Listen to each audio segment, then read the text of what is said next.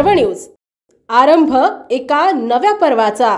हातगाडी टपरी धारकांमध्ये नाराजी, अतिक्रमण धारकांचा कायमस्वरूपी प्रश्न मिटवण्यासाठी राष्ट्रवादी काँग्रेसचे नेते दिलीप खोडपे सर यांची एंट्री। जामनेर शहरात नगरपालिका प्रशासनाने गेल्या काही दिवसांपासून अतिक्रमण हटाव मोहीम हाती घेतली आहे।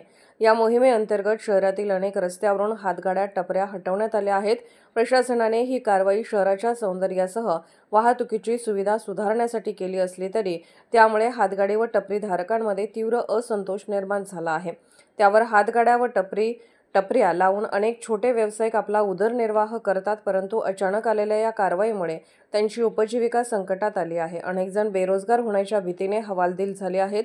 या संदर्भात प्रशासनाने पर्यायी व्यवस्था करावी अशी मागणी प्रभावित व्यावसायिकांकडून केली जात आहे। या परिस्थितीची दखल घेत राष्ट्रवादी काँग्रेसचे नेते दिलीप खोडपे पुढील 2 दिवसात संबंधित प्रशासनाशी चर्चा करून नागरिकांची बाजू मांडणार असल्याचे सांगितले आहे। या कारवाईमुळे त्रस्त झालेल्या व्यावसायिकांना न्याय मिळवून देण्यासाठी ते लवकरच अधिकाऱ्यांसोबत बैठक घेणार असल्याचेही त्यांनी स्पष्ट केले। शहरातील अनेक नागरिकांनीही या कारवाईवर नाराजी व्यक्त करत प्रशासनाने काही प्रमाणात माफक तोडगा काढावा अशी मागणी केली आहे। आता प्रशासन व स्थानिक नेत्यांमध्ये या मुद्द्यावर काय तोडगा निघतो याकडे सर्वांचे लक्ष लागले आहे।